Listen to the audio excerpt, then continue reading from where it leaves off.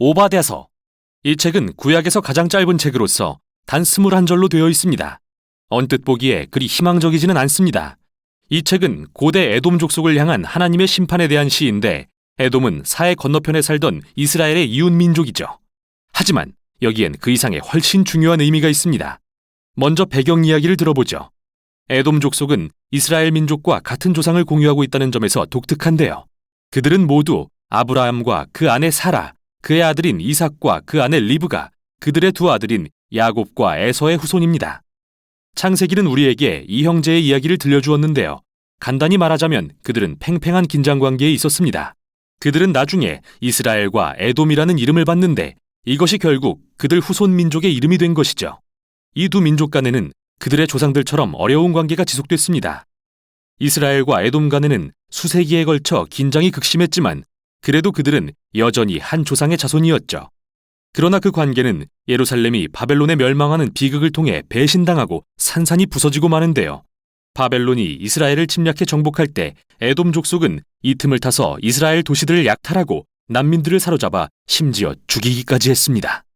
다른 선지서들에서 하나님은 이러한 폭력에 대해 이스라엘 이웃 족속들의 책임을 물으셨는데, 여기서 오바댜서는 에돔에게 같은 책임을 묻는 것이죠. 이 짧은 책은 두 부분으로 나눠집니다. 첫 번째 부분은 에돔의 지도자들에 대한 비난으로서 특히 그들의 교만과 자만에 대한 것인데요. 문자 그대로 그들은 사막의 높은 바위 틈에 살았을 뿐 아니라 비유적으로도 자신들이 정말 이스라엘 민족보다 우월하다고 믿었죠.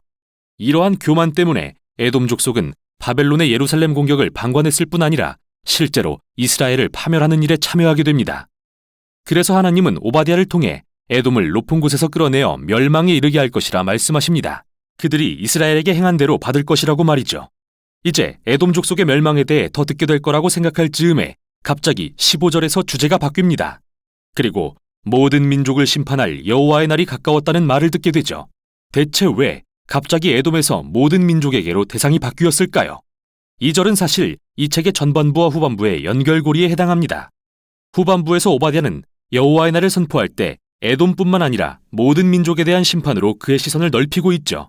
그는 말하길 모든 교만한 민족들, 즉 에돔처럼 행동하는 족속들은 에돔과 같은 방법으로 하나님의 심판에 직면할 것인데, 그들은 교만하여 높아진 곳에서 떨어져 멸망에 이를 것이라고요. 이제 에돔에 대한 전반부와 모든 민족에 대한 후반부를 연결해보면 왜 오바댜가 그렇게 이스라엘 남쪽의 작은 이웃나라에 관심을 가졌는지 알 수 있게 됩니다. 오바댜는 에돔의 교만과 멸망은 하나의 예시로서 하나님께서 언젠가 모든 민족의 교만을 대적하사 멸망시키실 것에 대한 상징으로 보았습니다.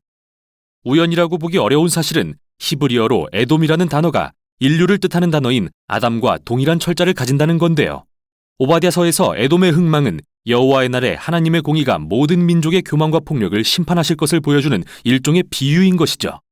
그러나 모든 선지서들처럼 이 책도 하나님의 심판이 최후의 내용은 아닙니다.